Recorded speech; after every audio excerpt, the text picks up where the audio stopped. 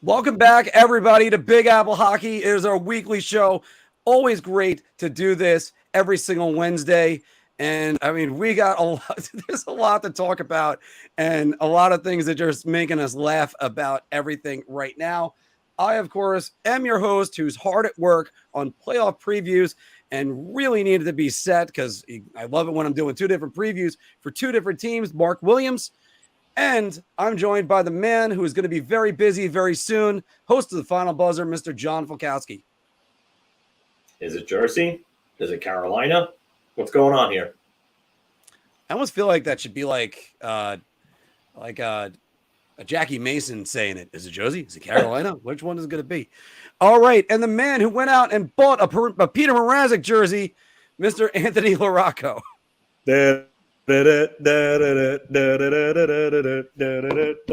Thanks, Chelsea Chicago Blackhawks. Yeah. Man. Yeah. I mean, you almost got to laugh about how you make jokes about the Penguins and Jari being trash, but you know the Islanders literally handed them a playoff spot on the silver platter after that disappointing effort against Washington. They said, "Here you go, boys," and the Penguins and Tristan Jari said, "Nah, we're good. You can have it." But yeah, I didn't. Yeah, it really should. Actually, Brendan Burke had a tweet last night after he said, "Islander fans can send care packages to Peter Mrazek, care of Chicago Blackhawks."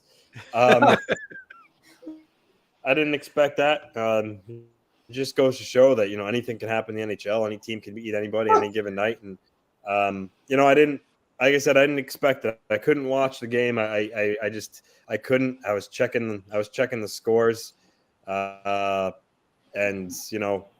was just surprised that to see it happen that way. But thanks to the Mrazek and the Blackhawks, the Islanders have an extra life here. As I've said this before the show and everything, and afterwards, I bet on the Chicago Blackhawks last night, minus 550, and I still can't believe I was that confident about it. I did also say I lost the bet because I parlayed it with three other games, and the Detroit Red Wings couldn't lose by 2.5. But I was so confident Pittsburgh was going to blow it because they're just flat, and I don't know whether or not Mike Sullivan is going to survive this playoff season.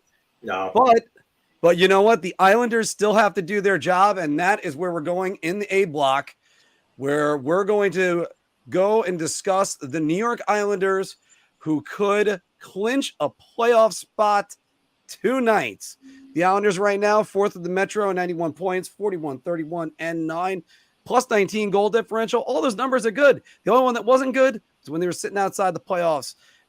Or looking like they were going to. All Pittsburgh had to do was beat one of the worst teams in the league. All you had to do. And they didn't do it. Because the Islanders were flat as hell versus the Capitals. Anthony, we have to discuss this before even getting too far into it. And then you got to tell me who's skating right now for the New York Islanders this morning at the morning skate. But the Islanders down 2-0, a minute and a second into Monday night's game. Your thoughts on that one? Before I get into that, I just wanted things here. Comment from Dave, a Ranger fan. I want the Isles to miss out, and then Everest don't get in. I don't quite understand it because I understand Rangers and Islanders have a rivalry. They don't like each other. If the Rangers weren't making the playoffs, I could see why you'd root. But the Rangers are in. It's good for hockey when both teams make it. And when was the last time the Devils, Islanders, and Rangers all made it the same year? I don't know if any of you guys have that answer. And then 1994. And third, also too, you could possibly, depending on how this shakes out and who the Rangers play in the first round, you could see an Islander-Ranger second-round playoff matchup. I mean, no, 2007. Sorry. So that was the last time the Islanders, Rangers, and Devils were on the playoff. Yeah, because it would have been 1994 before that, but it was 2007 because the Islanders lost to Buffalo, Jersey made it, and then the Rangers also made it. Anthony, let me pick up what you're putting down right there. Obviously, but also you could see what Everest is saying. Fish sticks, please don't get in. It could also be a little bit of, oh no, but it could also be a little bit of, you know what? You get Ilya Sorokin in the playoffs, you might lose a series. I, for one, have said this numerous times. There is a good chance, especially if the Islanders get wild card one, it's Rangers Islanders in the second round. As a podcaster who features a New York hockey podcast channel, that is great news for us. As a bartender in Long Island, oh my God, I want to kill myself at that thought, because it'll be like, oh, hi, can I get you a drink? Forget about it. Yeah, look, definitely. Oh, look, you guys are already fighting to the death. I mean, here's the problem. It happens on both sides. There are Islander fans that were doing the same thing when the Rangers were missing the play, and the Rangers were trying to fight for the playoffs in 2021 and some of the other years that they were missing the playoffs. It happens. It's the duality of fans. For me, I'm tired of Pittsburgh. And I know the overwhelming majority of Ranger fans are tired of Pittsburgh. They're tired of them getting what they want. They're tired of the entitlement that comes from that fan base. They're tired of seeing Crosby and Malkin get away with all the crap that they get away with.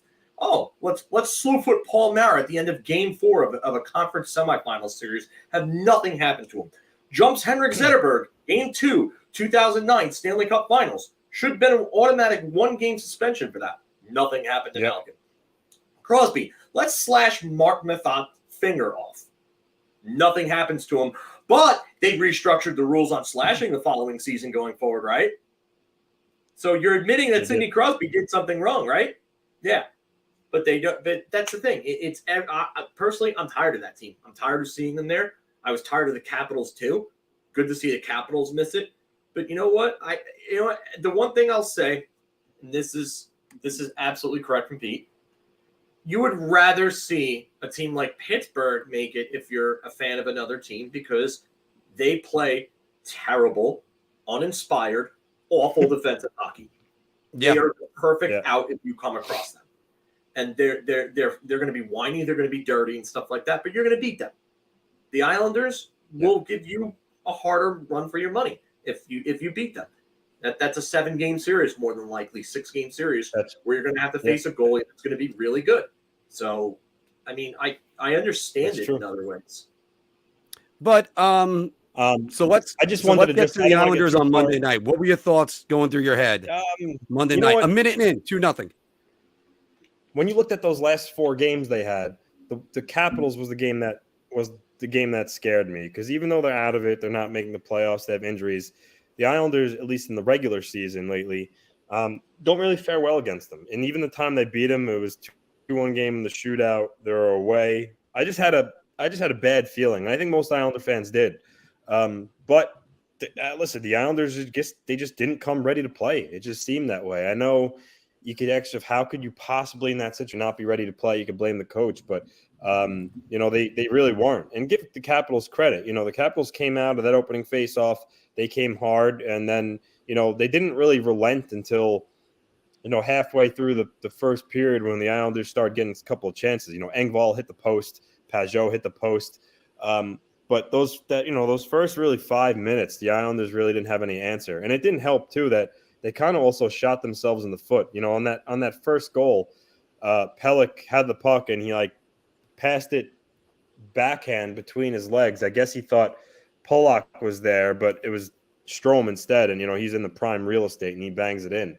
And then, but 30 seconds later, a seeing eye shot from the point that Sorokin never saw, and all of a sudden it's 2-0. And, your heart sank, because at that point you had a feeling that, things weren't looking good. And, we all knew that if they lost, they would have needed to get help, which at the time no one really thought would have been likely. So, and even after the game, the players were dejected. You could see the look on their faces. Didn't really want to say much. So the Blackhawks, breathe more life back into the Islanders. And, listen, now the Islanders only need 1 point to qualify.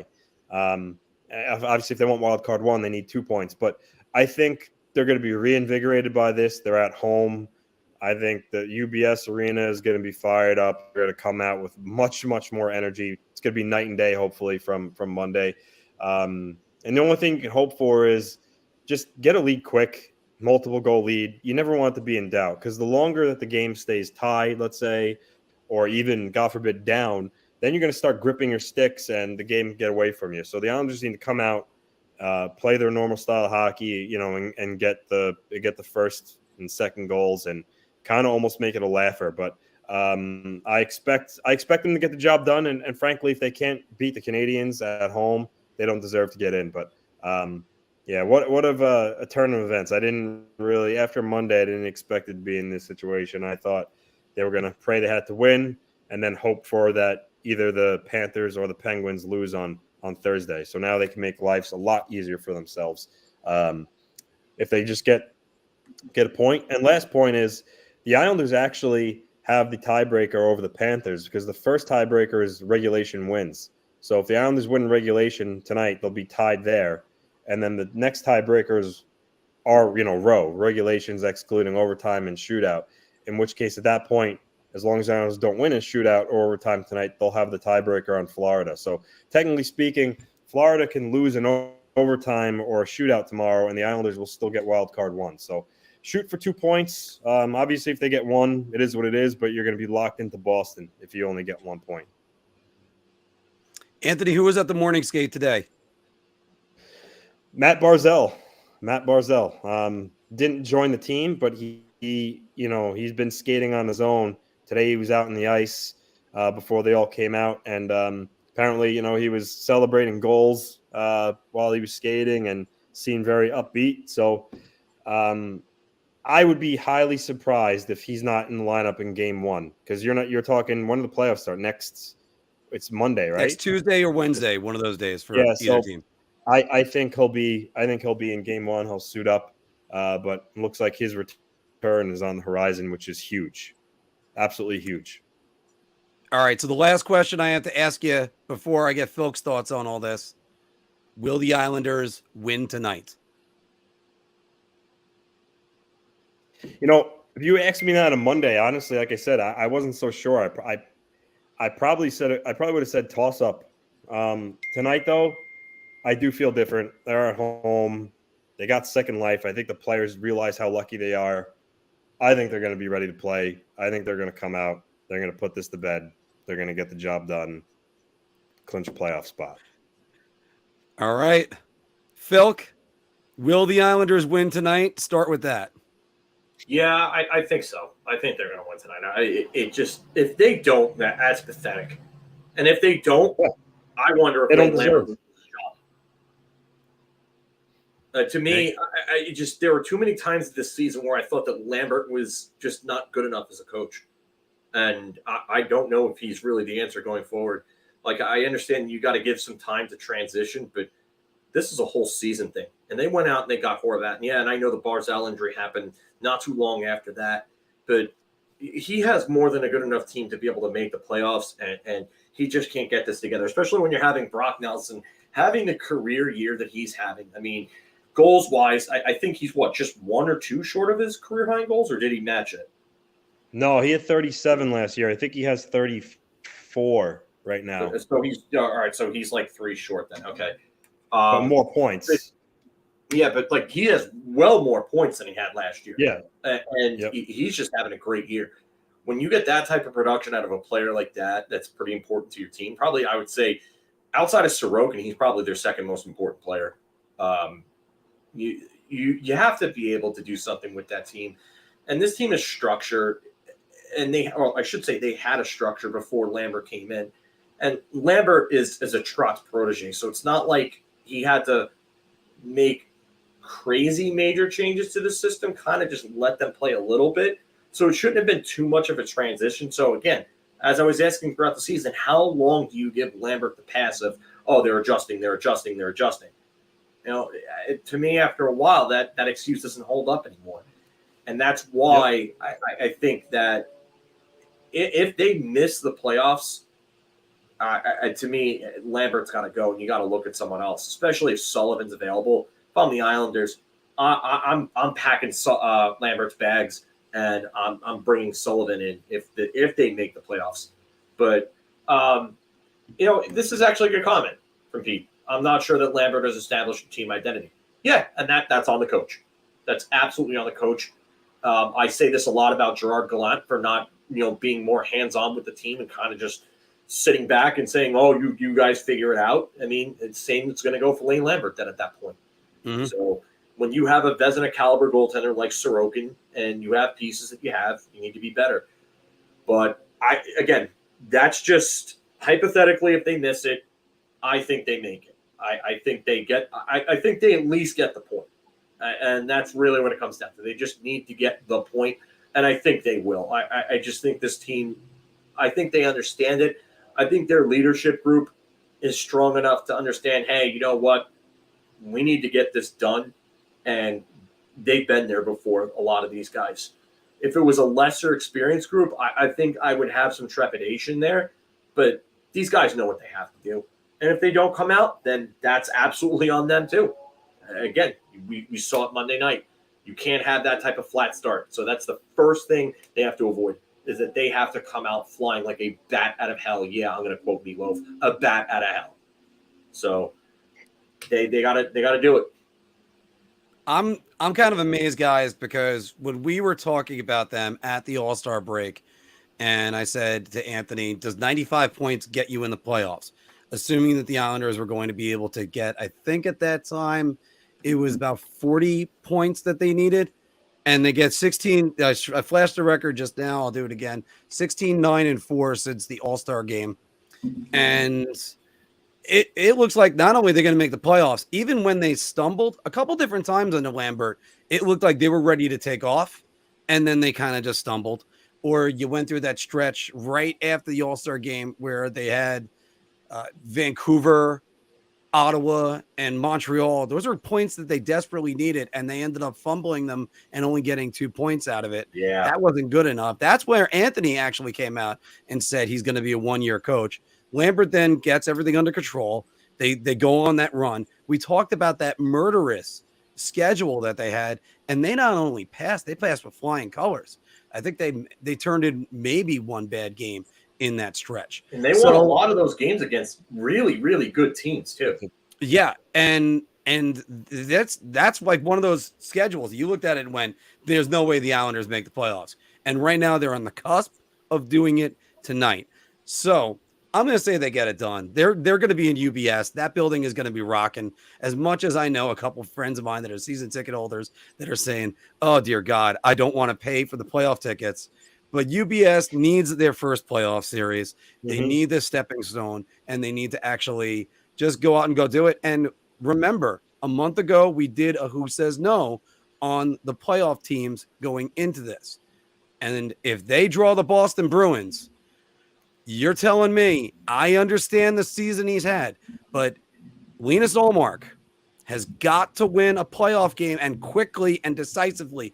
If the Islanders go in, shock them in game one, that could really set no. I mean, think about Tampa in 2019. You know what? Tampa in 2019, they were up 3-0 in game one, but Bobrovsky turns into a wall. Columbus, who's basically the New York Islanders right now. Yep. They end up shocking the Lightning, and the Lightning in playoff experience. They went to 3 Eastern Conference finals by that time. Yeah. So it's amazing. It's amazing when you think about it and how quickly hockey turns. We're going to talk more about the Chicago Blackhawks, by the way, winning that game and how it could be a costly win. Good omen. I don't know if this is a good omen for Islander fans, but Marc Parrish right now on NHL Network talking about the Islanders and Canadiens matchup tonight. So, former Islander. But by the way, there's an expression, before I get Anthony's final thoughts on this, there's an expression in baseball. Who is the most dangerous hitter? The one holding the bat. Do not disrespect the Canadiens tonight. You go out, you treat them just like any other team. Yeah. You treat them like the Boston Bruins. You go out, you attack them, and you give them everything you got. If they start thinking we're up against an AHL team, they go down 1-0. Oh no. Now they're squeezing their sticks. And like you said, Anthony, then they're in trouble.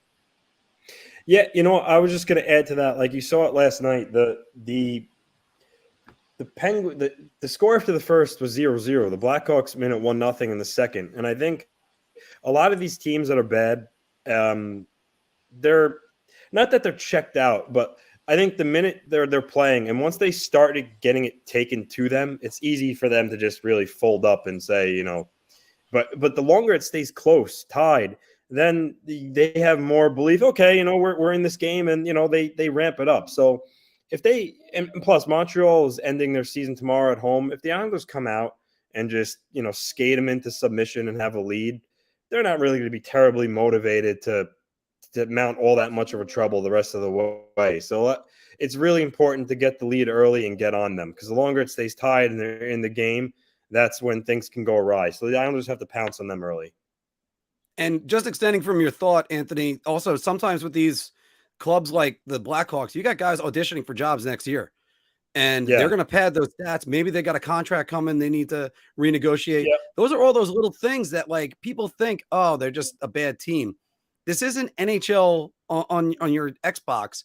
They're going to be motivated to play. Yeah. So all three of us saying that the Islanders are going to get the job done and make the playoffs tonight. We are going to have the DraftKings read right now, so that way we can then move on to the other New York team. And hockey fans light the lamp this winter with DraftKings Sportsbook, an official sports betting partner of the NHL. New customers can bet just $5 pregame money line on any NHL team to win their game and get $150 in free bets if they do. If that wasn't enough excitement, you can turn small bets into bigger payouts with same-game parlays. Combine multiple bets like which team will win, how many goals will be scored, and more for your shot and an even bigger payout. Download the DraftKings Sports app now. Use promo code THPN. Bet $5 on any NHL team to win their game and get $150 in free bets if they do. Only at the DraftKings Sportsbook with code THPN. All right. And welcome back, everybody, because we're going to be talking about the New York Rangers and their week that they have, which is really kind of an insignificant week for them. They really don't have much because they're locked into third place with 107 points. But of course, it's playoff season, and there's going to be a lot of talk. Look for that man right there, Mr. John Fulkowski, to host this final buzzer. I'll try to get more 60-second game reviews. I'm definitely going to be doing one tonight for the New York Islanders. And also, right now, hard at work, playoff preview articles. I already have 2 of them pretty much almost completely done on BigAppleHockeyPodcast.com. And then I'm going to have to work on the rest of the league after that. So, goody.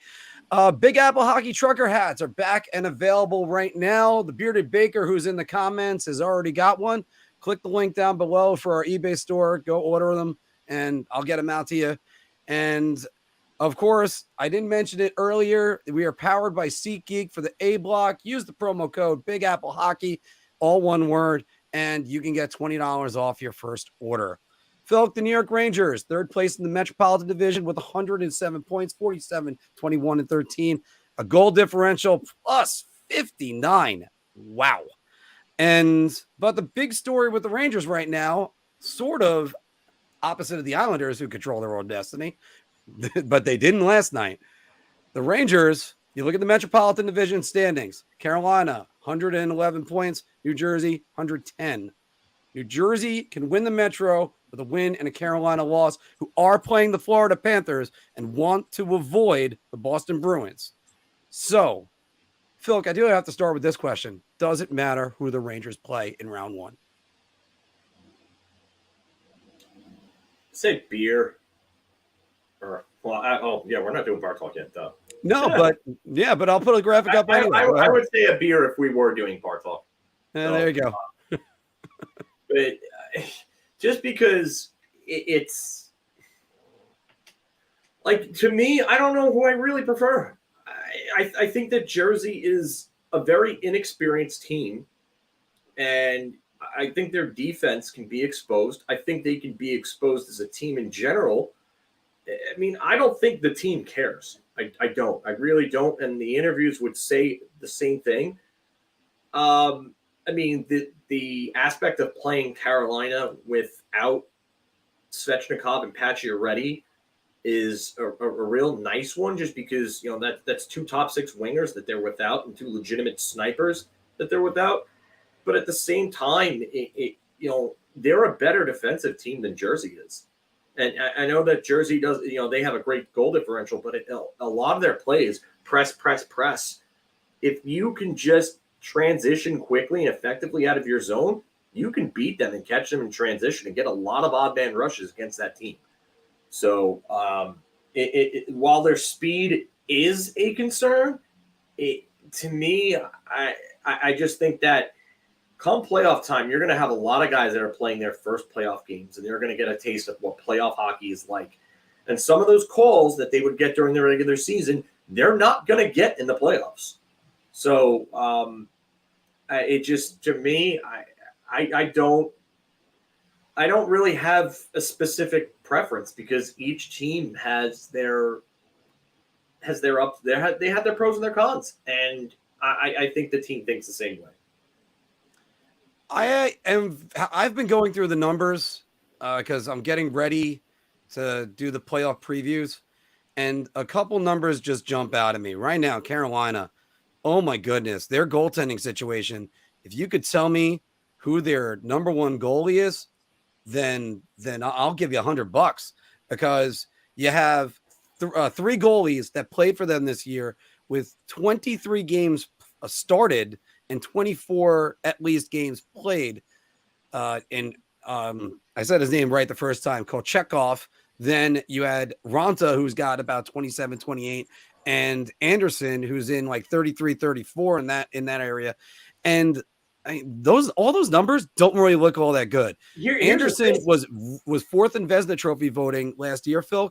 He went from his save percentage went from, I think it was a 922 to a 904. That's not good. His goals against went up from, I think, a 117 to a 243. That's not good. So I almost say Carolina, but don't pick your team. And on to the Devils. I've gone over the Devils a million times. Their inexperience could be a problem for them because this is the first time anybody not named Andre Palat is seeing the playoffs. And it's just going to be an interesting situation. You were going to say something, Phil, before I go down to Anthony. Which of these goaltenders scare you? No, none of them. None of them do. And they're all inexperienced in the playoffs, aside from Anderson.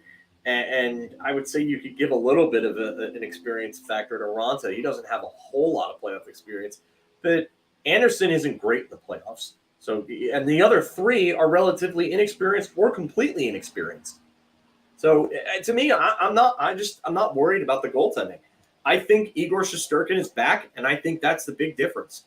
My concern from the Rangers is Keandre Miller and Jacob Trouba. They've just been a liability, the two of them, and that's going to be the big problem.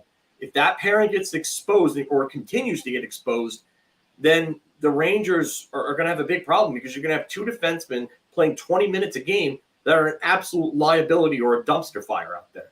So, to me, I don't want to get obsessed with matchups and who they're playing. I'd rather the Rangers look at themselves and say, hey, we need to fix this and this, and then just go out there and play whoever the hell they have to play. I also got to say this before I get Anthony's thoughts right here. Because, again, one of the big things I keep going back to is how have the Rangers been since March 2nd? March 2nd, of course, is the first day Patrick Kane got to the New York Rangers. They have the sixth best power play in the league, 26.2% since then. You know who's number one penalty kill in the league? The New York Rangers, 89.8%, I believe it is. That's even higher than the Carolina Hurricanes, 89.8%. If it's special teams, the Rangers can dominate special teams into the playoffs, and that could be a real big story. They just got to improve their 5-on-5 play. Anthony, does it matter who the Rangers play in round one? I mean, not particularly. I think they could beat both teams. However, I've said it. If I were a Ranger fan, I would prefer to play Carolina over the Devils. I know the regular season is a different animal. I get all that, but I just think they match up better against Carolina than they do New Jersey. I know New Jersey's inexperienced, and that could be ultimately be their downfall. We'll see, how they play come playoff time. But I like some of the games they've played against Carolina. Some of the games they played against New Jersey, really not so much. But again, like I said, they could beat other teams. That's just my opinion personally from watching and seeing some of these games they've played against both these opponents. I know Carolina plays that like kind of like suffocating forecheck style. So they play with speed too. But it's a little the Devils play, their speed is a little like they don't really suffocate you like Carolina does. They just kind of attack you with waves with their speed. And they're highly skilled too. So again, they can beat either team for sure, but I just think they do match up better against Carolina. Yeah, I think either team you're looking at it's going to be a hard fought first game or first round, I should say. But I would say probably Carolina because I'm looking at those numbers. But you could also throw some of those out at the playoffs. The other thing is, here's one thing that's left to kind of be determined. I like Rod Brindamore as a coach. Is he a good playoff coach? Phil? Yeah. I mean, he got them to the second round. I just think that the book is too. I say that the jury's still out on him. I don't necessarily. I can't say that he's a bad playoff coach. I can't say that he's a great one yet because they haven't won a cup. But I mean, I don't know. I'm still torn in that. Not enough to tell me that he's great or not. I mean, I know that they did some damage to the Islanders, a few years back. I'm kind of mixed on that. Anthony, like you get what I'm trying to say with this, because I mean he's been to the third round, he's been to the second round, but it seems like sometimes there's just an adjustment he doesn't make, or he puts too much faith in his team, and then they end up falling short. Yeah, I don't know if that's on him though. I mean, they've gotten like as Phil referenced, they beat the Islanders in the second round, so they've gone to the third round. They've gotten far.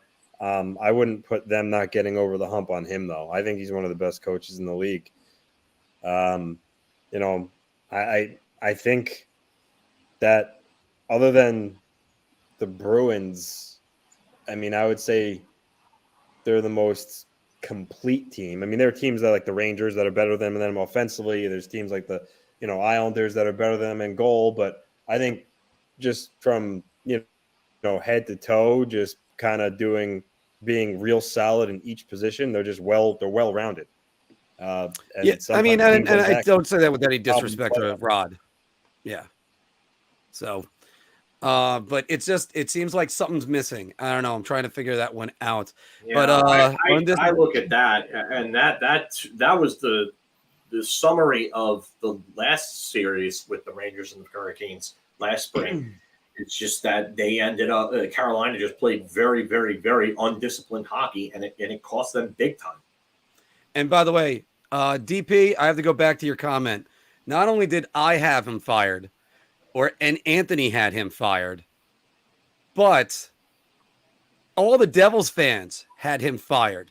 And that's what's so great about the story about the fire Lindy chant and then the sorry Lindy chant.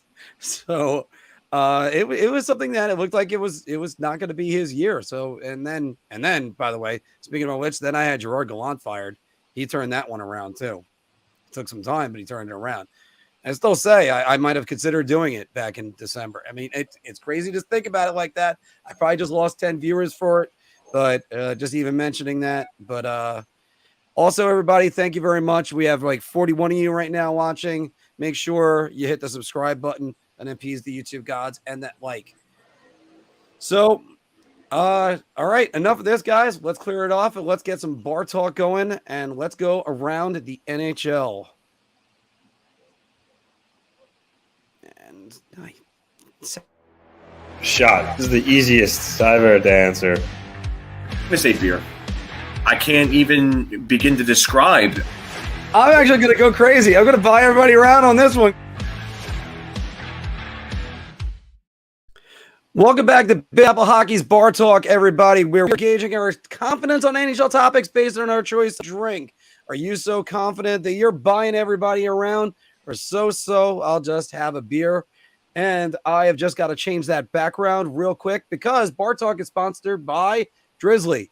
Why go to the liquor store or even anywhere else? Have them bring it to you. Make it a Drizly night. Click the link below, open up an account, and just go from there. Let them know we sent you. And of course, I mentioned it before. The Big Apple Hockey Trucker Big Apple Hockey Trucker hats are back in full force. Tongue twisted. Sorry, guys. So go click the link below. Get to our eBay store, and I'll have them sent out to you. Phil, I'm going to start with you because since March 29th, this is the average time on ice for Alexei Lafreniere, Filipino, and Capo Caco, who most of them were getting over 15 minutes a night. The Rangers should continue to play the kid line, or you have a better line for it, over 15 minutes a game. Oh, yes. As I affectionately refer to them, as wrestling fans would know it, the Young Bucks line, one of the best tag teams in the history of professional wrestling. Joe Micheletti actually called them the Young Bucks line one game. And I was like, this is awesome. I want more wrestling and hockey crossovers. Let's run with this. And they didn't run with it. I'm guessing maybe there was a cease and desist. Wrestling fans will get the joke there. But yeah, this is a shot. I'm not. Wow, round. Yeah, round. He knew what I meant to say there. I'm all out of sorts right now. But yeah, you gotta prevent wear and tear, and balancing out the lines is going to keep three lines fresh. And then you could sprinkle in your fourth line anywhere from 10 to 12 minutes a game, maybe even 13, provided the situation is right. But this is absolutely around, and the kids are playing well. They still have a chance to all three of them break the 40-point mark if Lafreniere and Caco register points in the final game of the season tomorrow night. So I would love to see that. And yeah, I think this is a no-brainer. This is a layup.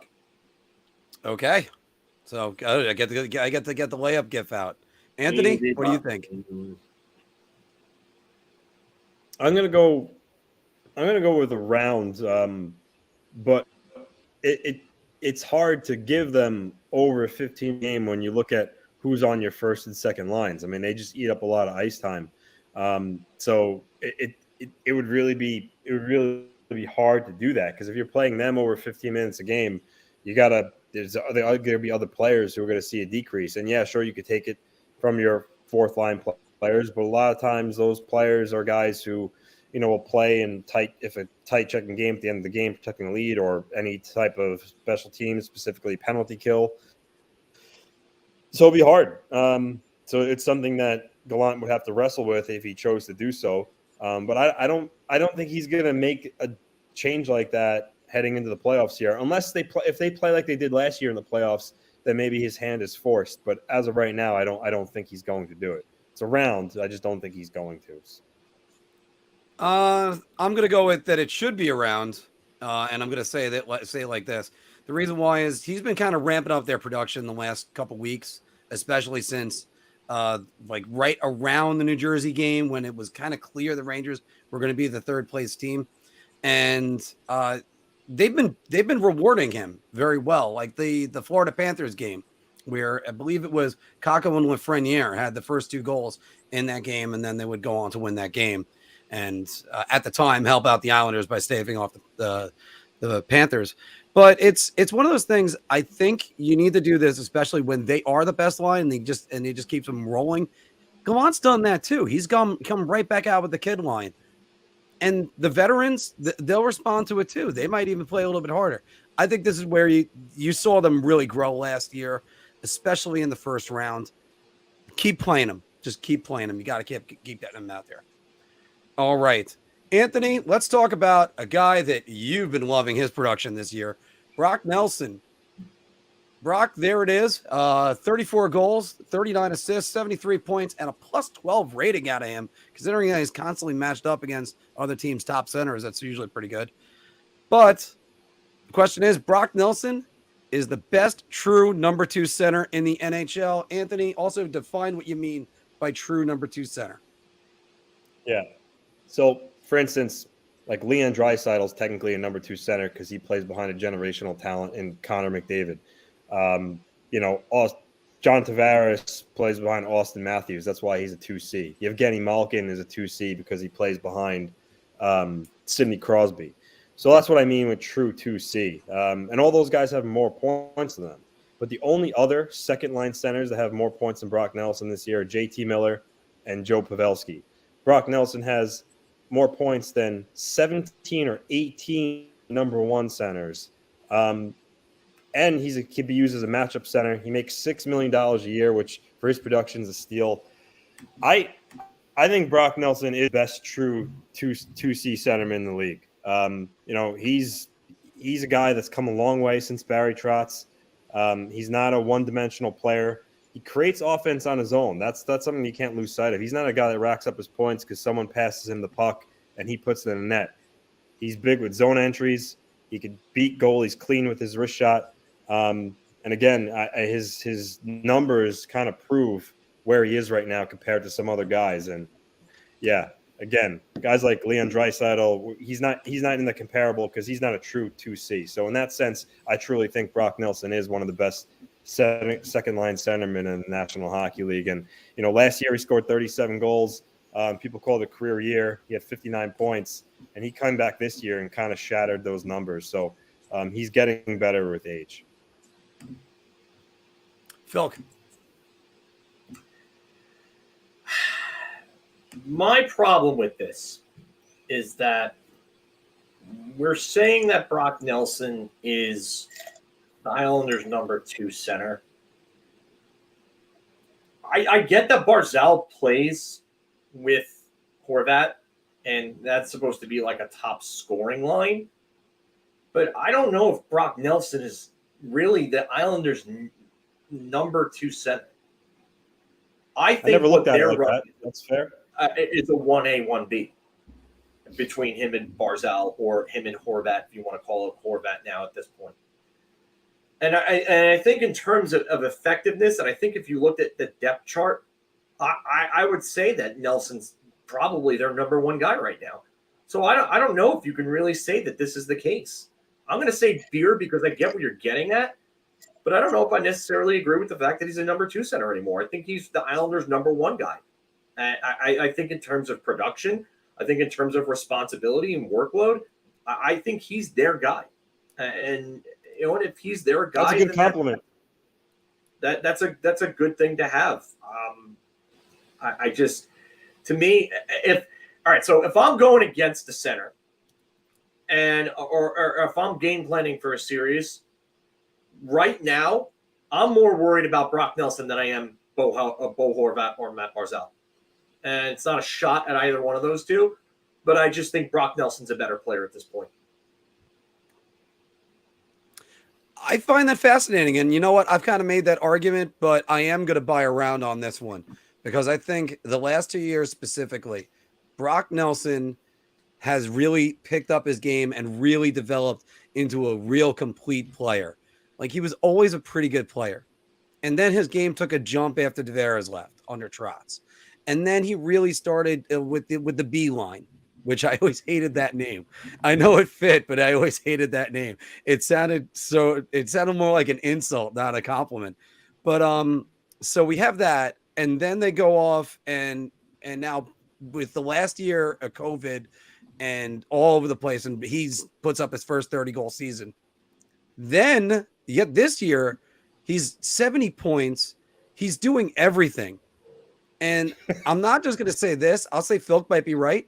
But I also think Brock Nelson should get a call from Team USA. And I was shocked when I think Emily Kaplan kept him off Team USA. You're going to need a guy like Brock Nelson. And he could also play the wing, too. He's done that for Team USA. I mean, you look at the time on ice per game on an average basis for the centers. Nelson is only 18.27 as opposed to Barzal's 18.43. And then Horvat's 2029. Horvat's numbers are higher because of a smaller sample size, so it's easier to fluctuate over 29 games as opposed to 81. But the fact that Nelson is playing 18 minutes a game as a supposed number 2 center really kind of confirms what I was talking about before. So that to me, that's why I have to say beer, because I don't think contextually this is entirely accurate. And so we're having car bombs now as an option. That's what we got on that. That's what Bearded Baker said. That's why I made that weird, like, confused face, because I still had like, wait, what? I was like, Jack Hughes second. That's obviously some like troll posting or shit posting. Obviously. Oh no! What he's saying is that's a beer and that's a beer and a shot. So it's, I guess, it's more than buying everybody around. Yeah, which is what's always a great thing, because I can tell you a story about him that he'll walk into the bar and he'll order 2 car bombs from me, and I'll just say, oh, so who's got the other car bomb? What are you talking about? Yeah. You do. There are some people that are like that. I can't do car bombs anymore. And I could still do it. Anthony and I have a great memory of car bombs. Yeah, our back in the day, we played on an ice hockey team called the Fighting Irish. So sometimes after games, we'd go to the bar and do an Irish car bomb. And that was your 20 seconds ago. Yeah. I don't know if I can quite do a car bomb anymore. No. Oh God, that night was bad. Probably. I remember being in Montreal and doing a bear fight, as they called it. That's what? A Jaeger bomb followed by a car bomb. Yeah, that's death. Yeah, that's why bear fight. I don't remember much from that bachelor party. Guys, let's go over to the Metropolitan Division. We talked about this in the A block, but the Carolina Hurricanes, of course, 111 points. The Devils 110. New Jersey can win the Metro with a win and a Carolina loss. So you look at their last 10. Carolina 4-5-1, kind of really stumbling. New Jersey's not exactly that strong either, 6-4 going into that last 10. Anthony, the New Jersey Devils are going to win the Metro. So they're playing the Capitals while we know the Hurricanes are playing the Panthers. And as we saw with the Islanders, can't take the Capitals lightly, but I think New Jersey obviously has the easier matchup of the two. I think they beat Washington. Florida's been playing real well. They finally lost the other night. It was in overtime. The Panthers are going to be really wanting to get 2 points because they want to finish in wild card 1 and avoid Boston. So, and Carolina hasn't been playing the best right now. So I'm going to say round. I'm going to say the Devils are going to win because they're going to beat Washington and the Panthers are going to beat the Hurricanes. Phil, what do you think? I want to say round. I do. I do believe that the Devils will beat the Capitals. I'm just not sure about Florida and Carolina. Carolina is going to be playing for the division, and Florida is going to be playing to make sure that they do not get Boston. So that's going to be a knockdown, drag-out fight. So it's almost like a play-in of sorts. So I'm going to say beer because I'm just not entirely sure. But I want to lean towards round, and I can't say round. I can't. I'm right there with you, Phil.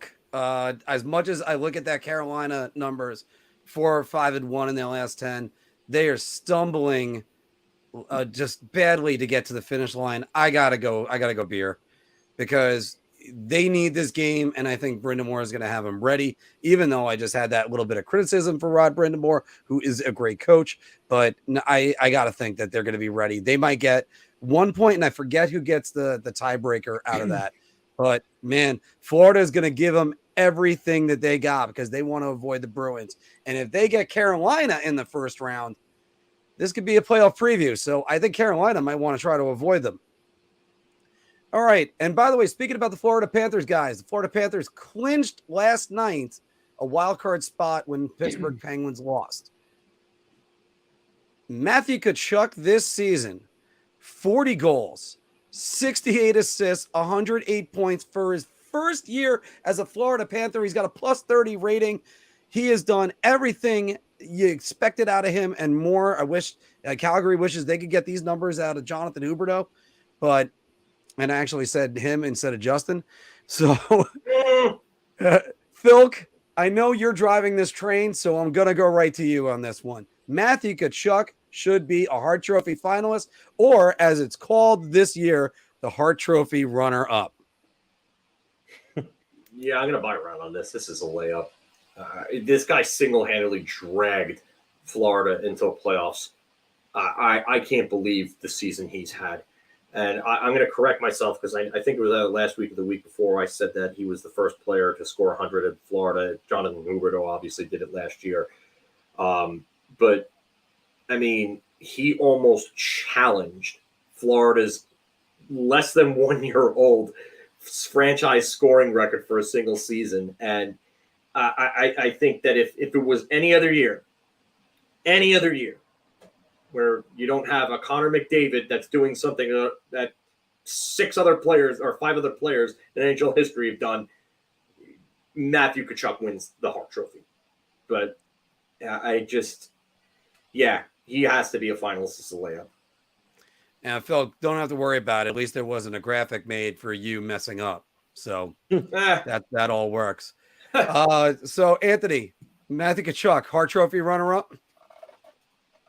Yeah, it's around. What he's doing is really impressive. Like Phil said, if it weren't for McDavid having 152 points, and we'll see how many points he gets in his last game to be even more. But he would win this trophy. So I think he's definitely going to be a finalist. I think Pasternak with his 60 goals and 111 points, honestly, could possibly be one of the other ones. But I mean, in the end, it really doesn't matter. McDavid's winning it, but I think Tkachuk absolutely should be nominated for this trophy. Let's make it a clean sweep. I got to get a hat trick graphic made up. But yeah, Matthew Tkachuk, I thought he was going to be a Hart Trophy finalist anyway if they don't make it, because he's got 108 points.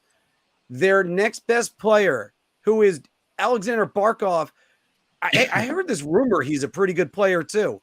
Even with his injury, he still has, I think, 73 points right now. He's blowing away Alexander Barkov. I mean, come on. This guy deserves it. And man, I can't believe that they were this bad with him playing that good. And God help whatever team gets them in the first round, because he wants to come out and put to bed the rest that he's not a good playoff player. So that's sometimes those things burn within a guy. And while we're at it, guys, let's go with two topics that stem from the big game that happened last night. Of course, I'm talking about the Chicago Blackhawks defeating the Pittsburgh Penguins 5-2. Chicago, by the way, tied with 58 points for 30th in the NHL. Chicago's win will cost them Connor Bedard. And I'm going to start this, guys. I'm going to say shot, because that's what the lottery is for. Because how many times has the Arizona Coyotes, who could look at it and say, oh, no, we're going to tank. We're going to be the worst team possible. And they end up with not the 1, not the 2, they end up with the 3rd overall pick. Or the Buffalo Sabres tanking to go get Connor McDavid. They end up with Jack Eichel. And the stupid saying of Jack Eichel is one hell of a consolation prize. No, that was not a smart thing to say. I forget who the GM was on that. Does anybody remember in 2015 who that GM was? Oh, was that Darcy Regier? I don't think it was Darcy Regier. I think that was long after he was. Jason Botterill then? Could be. I mean, might have been. We'll look that one up. I think. But I mean, that's the thing about the lottery. The Devils were the worst team in the league when they got 2 number 1 overall draft picks. I mean, thank God that Taylor Hall is on the greatest team ever assembled, the Boston Bruins, because he would get a number 1 overall draft pick because he's been on teams that got 7 number 1 overall draft picks. So, you know what? I don't think it costs him anything. You play every game to win, just like Herman Edwards says. I turn it over to you, Mr. LaRocco. Tim Murray. Who was it? Oh, Murray, right? Murray, actually. So I think it's a beer. Before their win last night, they had 56 points. They were dead last. Who finishes dead last? They have obviously have the highest chances with a decent amount over, second to last. So now the Blue Jackets have less points than them. Now they're in a situation where they're also tied with the Ducks. They only got 2 fewer points in San Jose. So depending on what happens there, if they were to win again and San Jose loses, they could be maybe sitting in the 3 or 4 spot heading into the lottery, which, yeah, anything can happen. They could still win it, but it severely hurts their chance of the lottery. So I think it's a beer for sure. Just goes to show the player, maybe the organization, while they would never say it, are hoping to lose. The players on the ice never, really just lay down. The players, as Marc, you mentioned, always playing for something, whether it be a job, pride, and the Blackhawks won. So ultimately, it could screw them, but I think it really might. But obviously, because it's a lottery, they still have a chance. I'm going to go beer. Philk. I'm gonna say beer. It just, you know what, you have a bunch of teams right in that little, like, that range, in that 1, 2, 3 range. I mean, with obviously San Jose, Columbus, Chicago, Anaheim. I mean, I don't think San Jose is that as close as they once were, but they're still close enough to the point where there's very little separation between these teams. There's a game left. So honestly, I don't think that this is nearly as much of a black and white thing or like a certainty as it was a few years back before they changed the format. So I don't think that it's the case. And honestly, if it were up to me, I'd rig the damn thing and send them to Arizona and try to save Arizona, because that franchise needs a superstar, like, now. They need it. And listen, Clayton Keller, great year. I know he was chasing Keith Tkachuk's franchise record for points, but you need a guy that could come in and absolutely put the asses in the seats, and that's what Bedard will do for a franchise.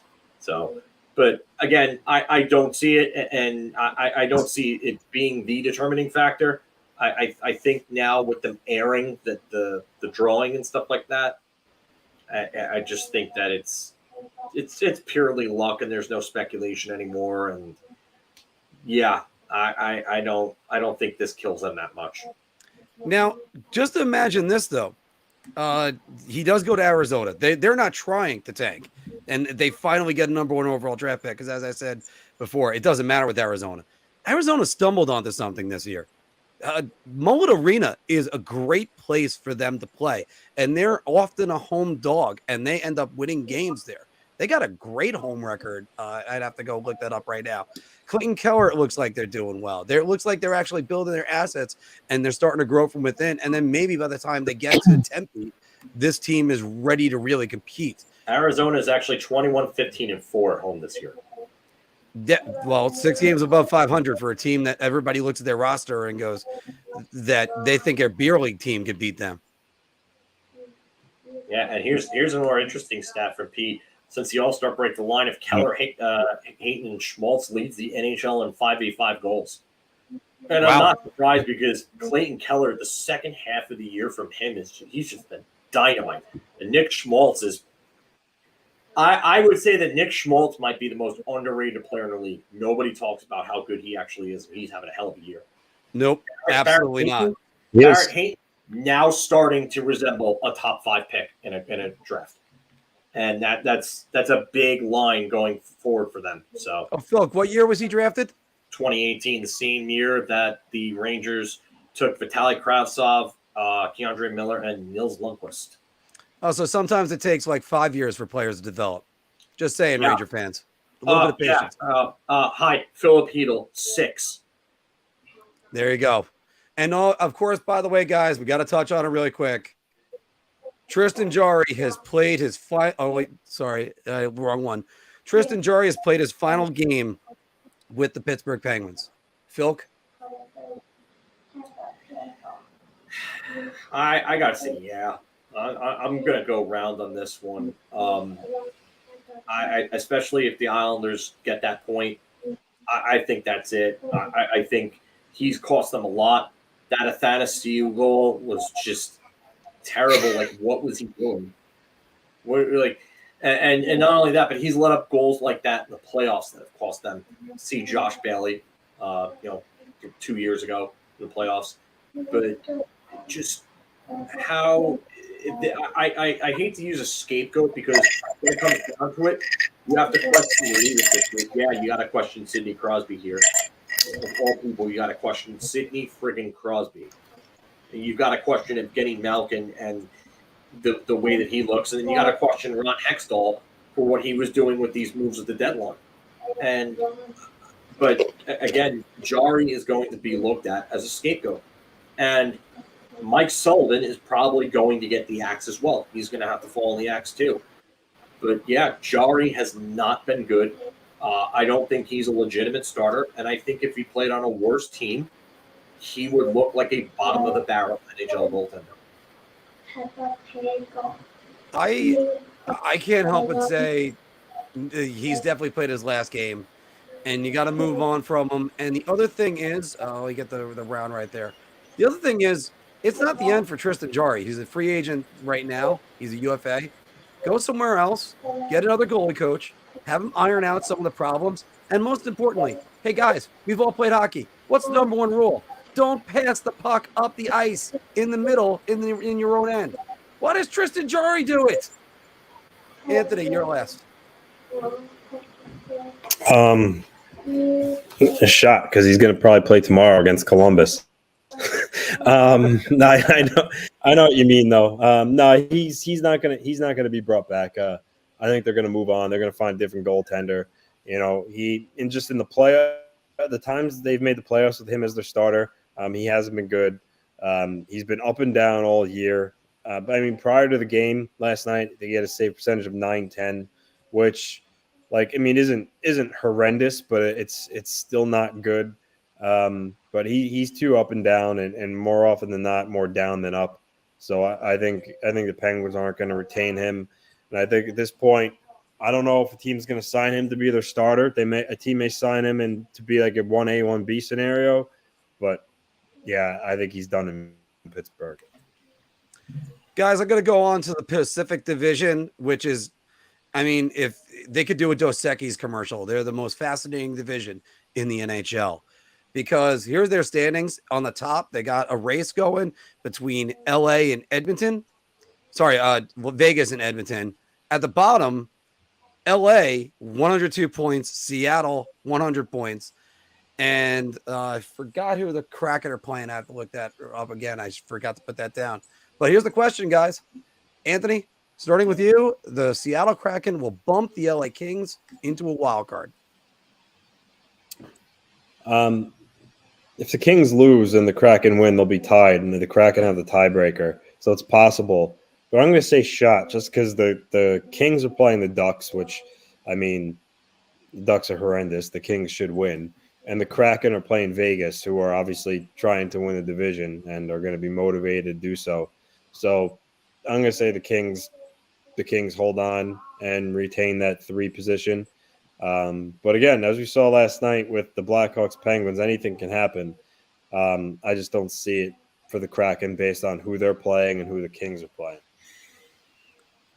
Phil. I'm going to say shot as well. I don't like the matchup. Seattle lost to Vegas last night. Maybe Seattle gets a win, but it's less about that for me than it is about the fact that LA plays Anaheim. LA just plays a weak team. Maybe Anaheim wants to come out and play spoiler against a rival, but I just don't see it. I really don't. I'm shot here. Guys, I'm going to be the daring one and at least go to beer, because if it's Anaheim, look, as bad as Anaheim is, they might not want to let LA win the game. And then it's a matter of, can Seattle beat Vegas to win their game? And then that's going to lead into what the next question is going to be in a second. But it's not a done deal. It could happen. I thought this is another one, Anthony, I kind of scoffed at. And then when you put it in there, I'm going, nah, there's no way that's going to happen. Nope, it's very realistic. It's going to take a little bit of effort, a little bit more luck, but at least that's it. Because, guys, looking at the other team that we haven't mentioned yet in this sequence, the Edmonton Oilers, last 10 games, 9-0-1. And they are the most dangerous Western Conference team. Sorry, let me reread it for everybody on audio. The Edmonton Oilers are the most dangerous Western Conference team. Philk, I turn it over to you, and you've got a lot to say about this. Yeah, I'm gonna buy around on this. I know a lot of people are gonna look at me and say why, and they're gonna point to Colorado and the experience that they have. Colorado's without Cale Makar for the foreseeable future. There's no window on when he's coming back. For all we know, he can miss the rest of the entire playoffs. I know that he's not going to be in the first round. If they make the second round, I don't even know if he'll be available then.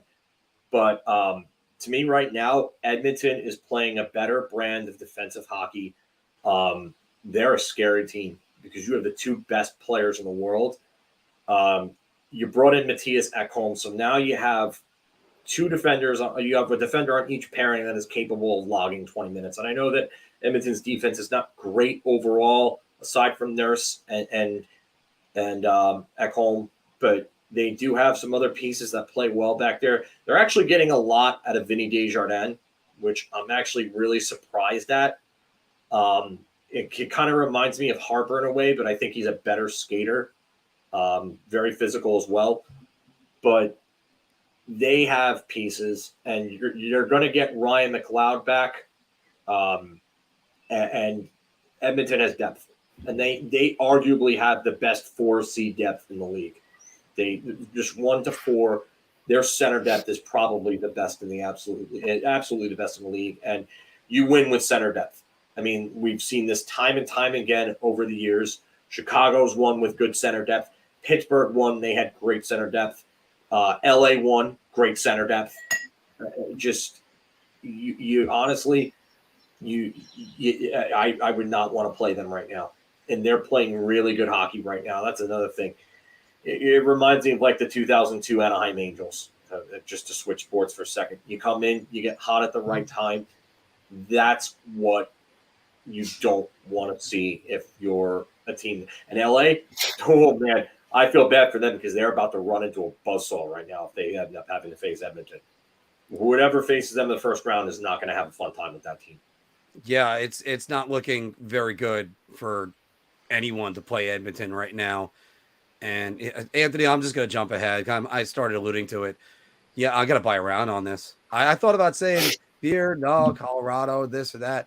That's what I was just, yeah.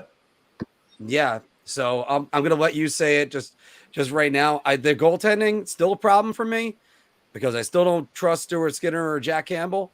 But no, I'm still going to say Edmonton is dangerous. Go ahead, Ant. Yeah, you mentioned you were thinking about saying Beer and mentioned because of Colorado. I was going to say Beer because of the Avalanche, to be honest with you. I think the Avalanche have turned it up. You could see it, through a lot of portion of the year they were kind of scuttling along, and they've looked like the Avs that won the Cup last year. I mean, Rantanen's an absolute tear. Their defense is mobile and fast. I don't know what is Landeskog is still out for them, correct? Yeah, he's still out. Yeah, I don't know still out. What his status is be out for the foreseeable future. If he's going to return for the playoffs or not. But I mean, if he does, that's another big boost. But I just like the way they're playing. I do. I know the addition of Ekholm helps the Oilers a lot, but I like the Avalanche's defense a little bit better, and I also like Georgiev a little bit better than Skinner and Campbell. But listen, the Oilers are an absolute buzzsaw, and I think they are going to cause a lot of problems with McDavid, Draisaitl. I think they're motivated to motivate their games even more, which is a scary proposition. But because they scored at a 2-point per game last year's playoffs. Yeah. Colorado has that winning pedigree. They've been there, and they're really hot too. So that's why I'm not going to go round, just because I'm really high on Colorado right now as well. Yeah, I mean that's going to be kind of interesting with them. I mean, Colorado 8-1-1 in their last 10. I mean, Alexander Georgiev isn't punching any defensemen, so there's been a lot of good motivations. So Although, by the way, we'll get to that at the end of the show when we're doing some Q&A. By the way, Joe Graves, I saw your question. I saved that one for later.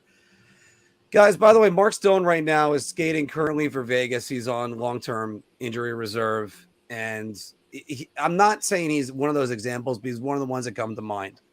But teams shouldn't be the number one we can think about is Kucherov 2 years ago. Teams should not be allowed to hide a player on long-term injury reserve until the playoffs. And I don't know how they govern it, guys, but I don't think I'm gonna buy around on this one because I don't know how to get this done. It's gonna be something that looks up that we're gonna have to look up. You got teams that are kind of making a mockery of it in the regular season. Long-term injury reserve is supposed to be used this way. Anthony. Yeah, I mean, we kind of saw this whole topic with Kucherov at the press conference with his, shirt that he had on, and people talking about how he came back for the playoffs after really missing that whole 56-game season. I don't know. I think if it's legitimate, then it's okay. But I mean, I think sometimes you can read between the lines and see when a player really is just being stashed there because they can't afford to activate him because of the cap. In that instances, yeah, it absolutely shouldn't be able to happen. But the thing is, you're not going to technically be able to prove which of those scenarios is happening. So I don't think they're ever really going to, frankly, change the rules. I mean, I think they should, but I don't see it happening or think they will. So Phil. I mean, sorry, wait. No, he go to Phil. This discussion came up on Twitter the other day, and everybody was talking about it when the post came out. I mean, people were talking about, independent medical examiners and everything like that, and I still can't see them bringing in an independent medical examiner and having them be the judge, jury, and executioner in regard to this. And I just think that not only that, but if what happens if it's a concussion and the NHL tells this guy, oh, he can come back early or he can come back, he's fine. Then he gets light contact and it exacerbates a concussion. And, then what happens if that player post-retirement comes back and files a suit against the NHL or something like that? I mean, I'd imagine that the NHL probably has some sort of avenues to prevent that maybe. But, I mean, I don't know all the legalities. And I know that I'm really kind of getting scatterbrained here a little bit, going a little too far deep into it, I guess. But I just don't see it happening. And I can't. Maybe there's some sort of restructuring in terms of, I don't know, the time frames, I guess. I don't know.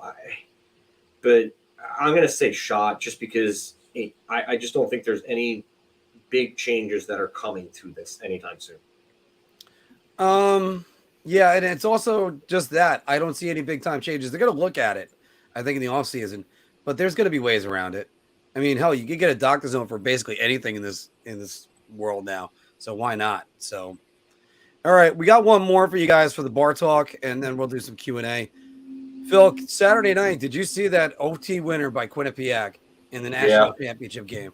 That's got to be like the fastest OT. I think it's actually happened a couple times, if I recall correctly, in the NCAA that they've had an OT winner. I think Minnesota did it like 10 years ago too.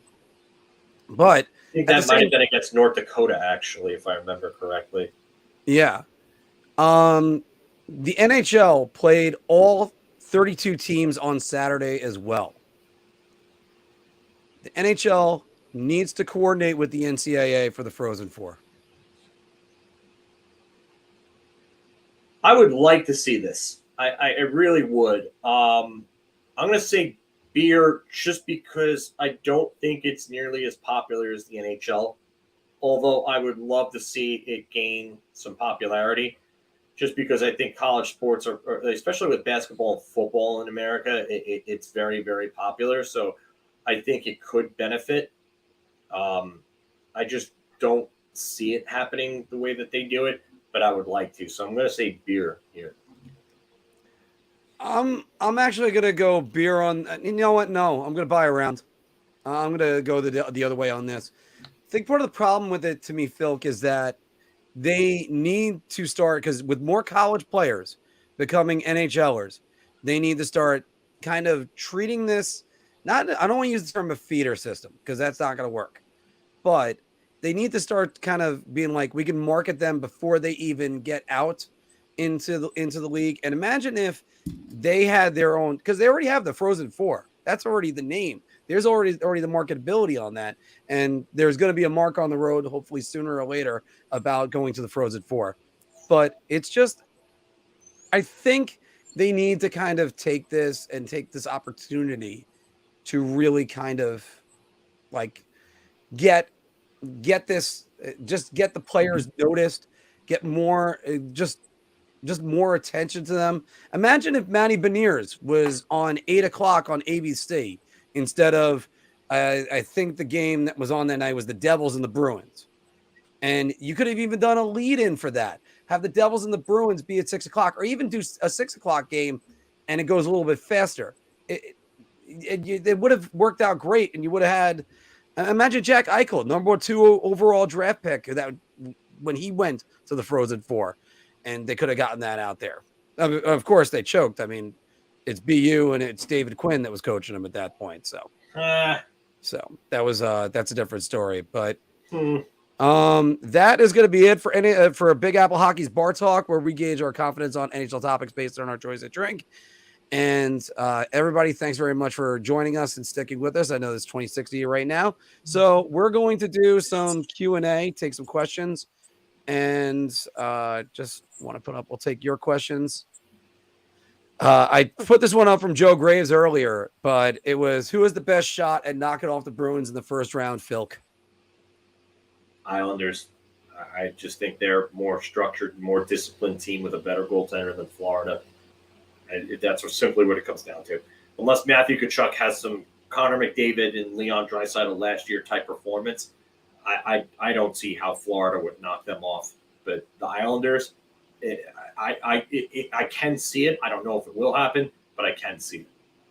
The best opponent that they'd be playing against would be Matthew Tkachuk. The best goaltender that they could face is Ilya Sorokin. And it's not like Bo Horvat and Brock Nelson. We've gone over that. The center depth the Islanders have, they can match up against the Bruins. They actually have a pretty good defensive core that can match up against the Bruins. And again, I think the number one thing, Phil, for the Panthers is, if they want to win this series, they need a DeLorean. They need a time machine. You got to go back to 2019 and get Sergei Bobrovsky. This guy that they got in net, they need this one. Yeah. So, and David just threw it down here. Florida's got to regret trading Levi, but on the other hand, God willing, Spencer Knight is able to get over his demons and fix them. I heard it's not really a substance abuse problem that he's in the program for. So hopefully, whatever it is, he's fine. Spencer Knight. You feel bad. I mean, gotta get yourself together, and hopefully he recovers, and it's better for it going forward. But it is sad. But Spencer Knight is a promising young player. At one point he was the best goaltending prospect people had seen since Carey Price. Mm-hmm. A lot of scouts are very, very high on him. So, hope that Spencer Knight gets everything together and he's better off going forward. But that's just really a sad story at such a young age, Cora is saying, I know you guys had this conversation, but will the NHL add a play-in round next season due to Pittsburgh being on the outside looking in? Because we all know Gary Bettman loves the Pittsburgh Penguins. By the way, let's go Islanders. I want to party like it's 2006, because no, they don't need it sometimes. And you know what? I'm so happy Gary Bettman is all for not expanding the playoffs. Do you see the way the NBA does this, Phil? Yeah, I don't like this at all. I don't. What's the point? What's the point of the regular season if you're going to allow play-in teams? No, get out of here. And I think that it's stupid in baseball too. I can understand it, at least in baseball, just because there's a very limited number of teams. But there's too many teams as it is or too many teams for a playoff or a play-in rather. So no, get rid of it. The only time that it was really ever acceptable was the 2020 season where they had the COVID stoppage, because it had to happen then with all the schedule confusion and the uneven amount of games played. So no. Cora is saying, but now that the Penguins missed, he might change it. He's LMAFAO. Laughing is you know what off. But no, Phil, no, we know my opinion on this too. It's the same thing for baseball. I actually have warmed it up for baseball, but I'll tell you this. When I thought baseball had the best system, it was the 3 division winners, and then the 2 wild card teams had to play each other. At first, I didn't like it. Then I did love it. And then when people started saying it should really be a best of 3, it shouldn't come down to just a 1-game playoff. Screw you. Win your division. That would be my answer. Yeah, exactly. Win your division. Win your division. The regular season matters. Stop trying to devalue it. Right. That's what matters. And look, if that's what happened to the Mets last year. Why are we giving? All right. Other than extra TV time, why are we giving spotlight and reward to teams that are under 500? Who the hell wants to see under 500 teams play for a playoff spot other than the fans of those specific teams? Nobody. Yeah. Nobody wants to see that. It's garbage. It's stupid. It's pointless.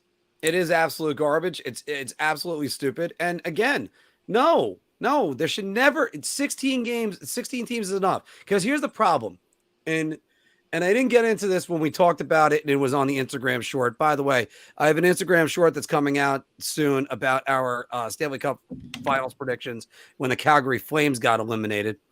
But it's just, yeah. Because and by the way, Phil, going back to that, if you're the Calgary Flames right now, I'm going to cut you off right now because they have their offensive ranks up right now on NHL Network. So last year, goals 8th, shots 2nd, inner slot shots 5th, percentage of slot shots 15th, perimeter shots 3rd.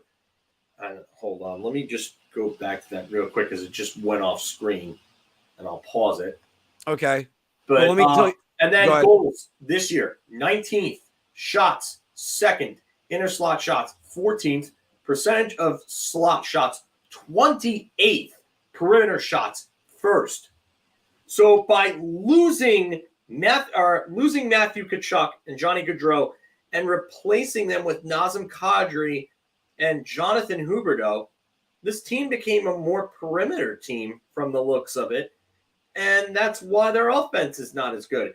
And then there's the goaltending, which Jacob Markstrom has been a finalist, to absolute crap. Yep. And that's how you miss the playoffs. And on top of it, Phil, I know you could say it's luck. I know you could say it's maybe a lack of intensity, but the Calgary Flames had 17 overtime losses. That's either shootouts or in overtime, they lost the game. 17 of them in overtime. Ugh. Yeah, I mean, if they cashed in half of them, let's say 8.5, which let's round it up to make it 9. You get 9 of them, that's 100 points. They're right there with Seattle. That's all they needed. But instead, they didn't. They couldn't, as we have the Rick and Morty clip says, Daryl Sutter has got to go. I'm sorry, but there is no way you pull off. There is no way that you are a general manager, or you that front office, and you look at this team and you say that them missing the playoffs with that level of talent is unacceptable. It is the coach. He stifled their now franchise player, absolutely stifled him. And there is no way you can bring back Sutter with this team. You fired Sutter previously because Sutter's hockey worked back in 2004. It doesn't work the same way now. Yes, I know he won in 2012 and 2014, but those Kings teams... And last year. Yeah, to what point, though? They lost to Edmonton. They lost to a better team that wins offensively. But, again, 2014 and 2012 are a lot closer to 2004 than they are now. It's in terms of style of play, it's a lot closer to yesterday's game than it is today's game, because in the last 10 years, this game has evolved, and it's gotten past the need for coaches like Daryl Sutter and John Tortorella, who play an antiquated style of let's have 6 shot blockers and let's stifle any type of offense. It's just not that game. The NHL needs to move on from these types of coaches. And then that's what it is. Boring hockey, tumbleweeds. That's it. But also, Phil, kind of going back to what you said with that before. I mean, what happens then is it starts with a playoff tournament. And now it's got to be a round robin for the playoffs. You got these other teams that they're going to be waiting. And also then which I hate with the baseball thing. I hate buys for baseball. Notice how all the teams that had buys lost last year in baseball, because everybody in baseball loves sitting around for a week. Yeah, that's so stupid. So let's go with this. Because if it's a play-in game, let's say it's 1, you're going to get some, for lack of a better word, sissy to go, this should really be a 3-game series. Shut the hell up. Absolutely shut the hell up. There's a problem with everything nowadays. It's all going to be, everybody's looking on in the interest of fairness. And I'm not going to play the Letterkenny clip to be fair, but it's just, no, it's not something that should happen, period. So, I mean, no, just, this is just no. No, absolutely not. Yeah. So, Michael's saying I could see a playing round, but then the Rangers would. But then if the Rangers would be the one to win it, yeah, just NHL basically how the NHL hates the Rangers. Yeah. The only change they need to make is to go back to a 1 versus 8. Yeah, I totally agree with that. Have the 2 division winners be 1 and 2, and the other 6 teams just fight it out. Otherwise, you should get rewarded for winning your division, even if, like, let's just say, I don't know, the Metro had 3 teams that were 100 points, and then the Atlantic had their division winner being 90, I don't know, 99 or 98 or something like that. I would still give the Atlantic the division winner. It's not like the 3 division winner system where the Southeast was so bad, and whatever team was coming out of the Southeast for years was points well behind the other 2 division leaders, and they were behind the 4 and 5 seeds at times, the Southeast. So, but I don't care for this, for the wild card. I think it's stupid. I think you're missing out on a lot of good matchups by having this playoff format. People complain that there's too many playoff teams to begin with. Like, just have the entire league play. There you go. No. Idiots. Yeah, no. And you know what? And again, I'm actually with David on this. I don't mind the current playoff system. Look at all the intriguing matchups. It's supposed to promote more division matchups, and we've had a lot more. Though. I mean, it's just you're seeing the 2-3. You're always getting over and over again, and that becomes repetitive. Yeah, which is funny because Phil, all these division matchups that are coming from this, Calgary and Edmonton just had their first time they played in, I think, 30 years last year. Yeah, but the Rangers and Islanders still have not met up under the current format. The Rangers and Devils have not met up under the current format. Maybe in next week. There's a lot of that. Yeah, I don't see how you can continue to have the same teams matching up against each other. It just LA and Edmonton again, 2nd year in a row. And then, I mean, you're probably going to have Colorado and Edmonton again. Listen, let there be some sort of variety. Like Detroit and Colorado ended up facing each other not because of a playoff format. They got there because they were the 2 best teams in the Western Conference that year in '96. Yeah. And it spawned one of the greatest rivalries in NHL history. So for me, I just want to see different matchups. You never know what can happen when 2 teams face each other. So I don't. All right. So if they were, this is Anthony, obviously, if they were ever going. By the way, just to answer Blake's comment, we probably can't show it because we we would get a copyright. Yeah, copyrighted. Yeah, that's not happening. Yeah. Sorry, buddy. Yeah, we're not about to get hit with a copyright infringement or anything like that. But yeah, they would please never come go to back. a play-in situation. The only way to do it is 7 plays 10, 8 plays 9, and the 2. Now you're bringing in 2 teams into the equation. And now you're having 2 teams that are probably going to be below 500 that are going to be in a playoff spot. And no, I don't see it. And then you can't turn around and say, oh, well, if they're under 500, they don't get the chance to do it. Then that's stupid. Then the playoff format is uneven. So no, yeah, and you can't. No. There's the reason why divisions still work. There's ebbs and flows of divisions. The Metropolitan isn't the best division every single year. The Pacific isn't the best division every single year, and you can go on and on with that. Because I always hear about that. Oh, the NFC East, it was weak 2 years ago. Yeah, there's been other years where they had 3 teams that had 10 wins. So that's what ends up getting sent.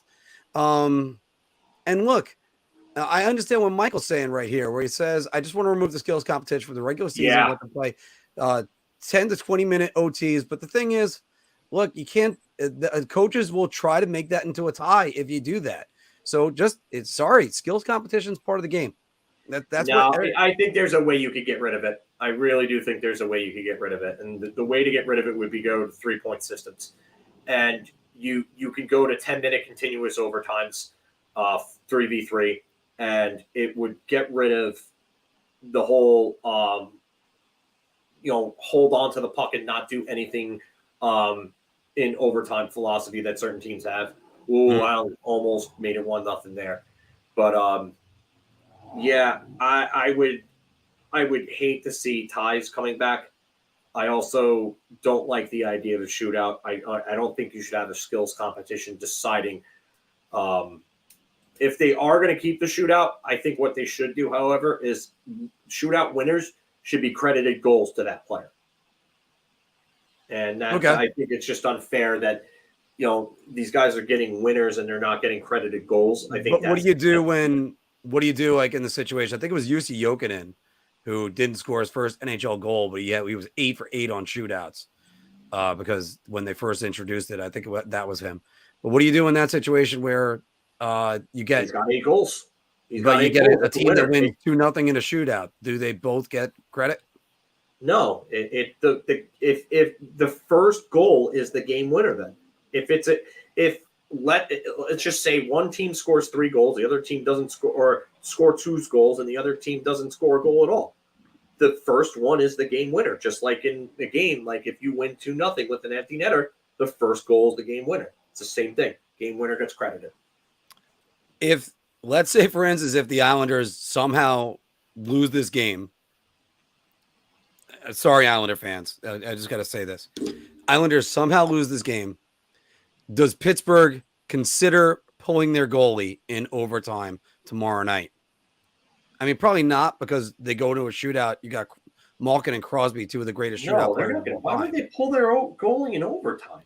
So then it makes it a 4-on-3.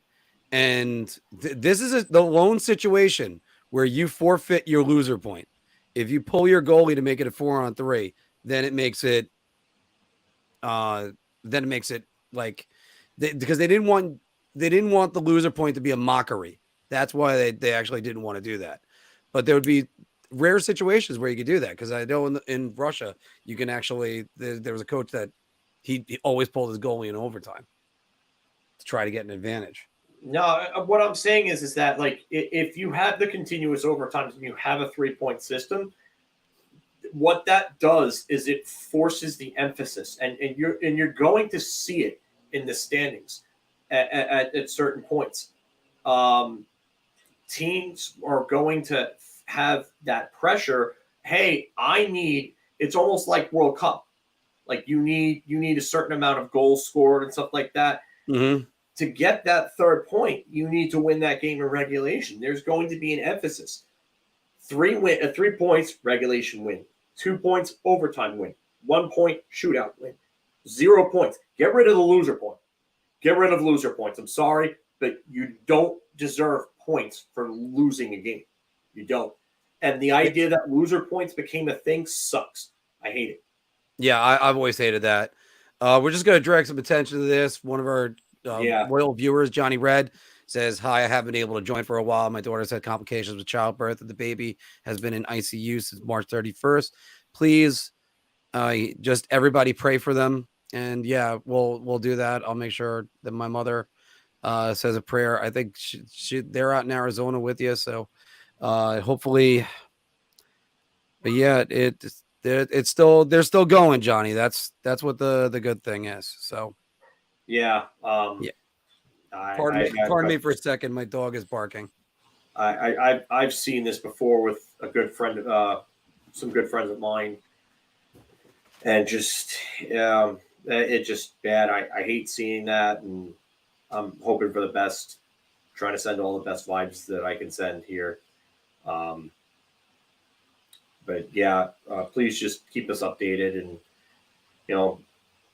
great seeing you here.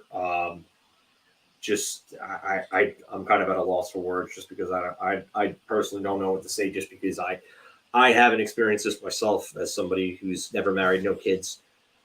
But yeah, just hoping for the absolute best for you and your family. So please send my regards, and I know Mark and Anthony would both say the same thing as well. So yeah, Johnny, we're happy to be a distraction for you, so that way you don't have to think about this. So why do you always think that I say things like I just want sports to be sports? Because sports is supposed to be a distraction. It's entertainment. It's not anything else, and it's entertainment. And yeah, and this is what this was. Hockey for me at my worst time was a distraction. I'm sure I've talked about this with my mother passing. It'll be 20 years on May 25th, and it was one of the things that kept me going. Like, hockey has given me so much, and it was a distraction at a time where I needed all the distractions in the world. It was my biggest distraction. So I totally get where you're coming from when you say that, and when Mark says that as well. So yeah, definitely sending all the best to you and your family, man. So just keep us updated, and we're here making content, so we're not going anywhere. But definitely, if you guys have any other questions or anything else, please feel free to fire away. I'm going through some of these other comments as well, and definitely just keep Johnny in your thoughts, everybody. Michael says sudden death OT and unlimited OTs. He's fine with, yeah. Listen, I agree. I just give me unlimited. There is nothing like seeing a game that goes like 3, 4, 5 overtimes, and you're like, oh my God, this epic saga can end at any moment. And I know that it's going to be harder with the regular season and the travel and the schedule. I know it's harder to promote that, but there has got to be like a way where you can do unlimited consecutive overtimes, and and maybe just have short breaks between the 10-minute overtime periods. And it'd be easier, I think, just because it's only 3 players and you can use your bench. And I don't think it kills your players as much as a playoff overtime full 5-on-5 would. So I think it's plausible. And as Anthony just informed us, Brock Nelson has scored to give. Yeah, I just saw it come up as mine. Yeah, it's 1-0 Islanders. 1-0 Islanders. And just to finish, one thought. Sorry, Johnny, I had to go get my dog from outside. But yeah, hockey has always been a great thing to go back to. When I went through probably the worst time in my life, around 2007, I read the book 11 Seconds, which was about Travis Roy. Geez, yeah. It's something that you always have to think about, that it's, there's a reason why it's always 3 periods. We always got to grind it out. That's what life is. And, that's a book I recommend for everybody. I mean, unfortunately, Travis Roy never walked again. If you don't know the story, he played 11 seconds of his career with Boston University, but he was quite the philanthropist and did a lot for people around the Boston community. Yeah. And sad story about how his career ended off of a freak accident on an attempted body check on a guy that was like well bigger than him, and he just bounced right off of him. yeah. Just sad. And his line mate? What's that? His line mate? Chris Drury. Yeah. Crazy. Yeah. Crazy. And captain of the team, Jay Pandolfo, I think they were hanging up the banners. I mean, I wrote about this in high school and then read the book. It's something I went back to. And it's just, that's what the great part about. I always love the quote from the Rangers Flyers 24/7 on HBO. Never get caught telling a hockey player it's just the game, because it never is. And you know what? It's ingrained in who we are. Yeah. So I think it's more ingrained in who I am than when I was a baseball player. And I love both sports. I really do. I really appreciate both of them. So just keep going in. Johnny, we actually talked about that before, and that's what that they prefer Carolina. So Sean was saying right here, I know it's a different Jokinen, but never mention that name in the shootouts in the same sentence. Phil, I know we've talked about this a lot. And a matter of fact, if you ever want to go back and look at some of the my Philkin opinions from when we first started, I got to redo that because Phil decided to shed a good amount of weight and look fabulous. He looks fabulous. But that's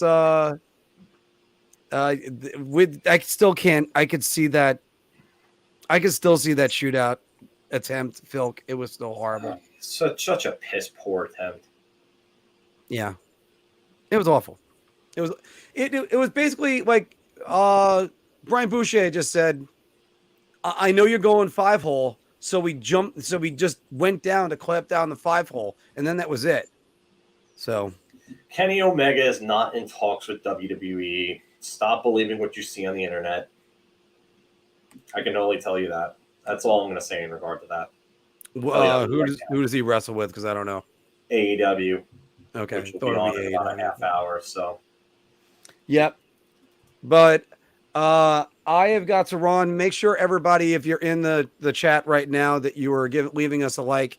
17 likes so far, but we've had a very productive evening. I got to make sure that I download this for the audio only podcast right now. And just everybody, we're going to sign it off right here. Good luck to Anthony, who is still listening right now as he's watching the Islanders. Yep. And there is going to be a ton of coverage coming to you for the playoffs in both our weekly show, and we're going to be doing a lot the final buzzer 60-second reviews. There's going to be a lot. We're going to get it all done. And of course, blog posts, because I could start working on the Islanders as soon as they can win this game. Then that would be great, even though tomorrow is not going to happen because I'm golfing in the morning. All right, Phil, anything else you want to share for the end? Yeah. Small night of hockey. Interesting night. There's, obviously a big game with some, some things that are consequences on the line here, or repercussions on the line here, playoff wise. And then tomorrow night is a nice little, basically an end to the season. So we don't really have anything after I think Thursday, Friday. Oh no, Friday.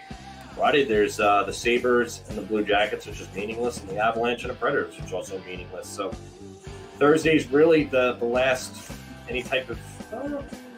Well, I wouldn't say Avalanche and Predators are meaningless, Phil, because after all, right now the Central Division, not the Western Conference, but right now, Avs 1 point ahead of the Dallas Stars. So. Yeah, I think Avalanche are taking that division, even though I want to see Dallas take it. The Avalanche have a little bit of a tougher road. So. Yeah.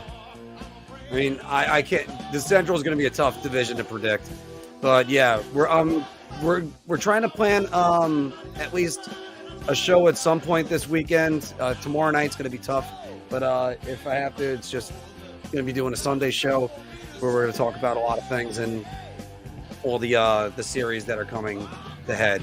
So it's going to be a great playoff season, Phil. It always is. I just got a little bit of nerves coming into it, so it's just going to be interesting. So, Yep. All right, Johnny, thank you very much, and hopefully everything is going to work out. Just believe everything is going to work out. That's doctors. You can trust them. That's what they get paid for. So, everything's going to be great. Everybody, thank you very much for joining us, and make sure you've hit that like on the way out if you haven't done it already. So, thank you, and we will see you soon.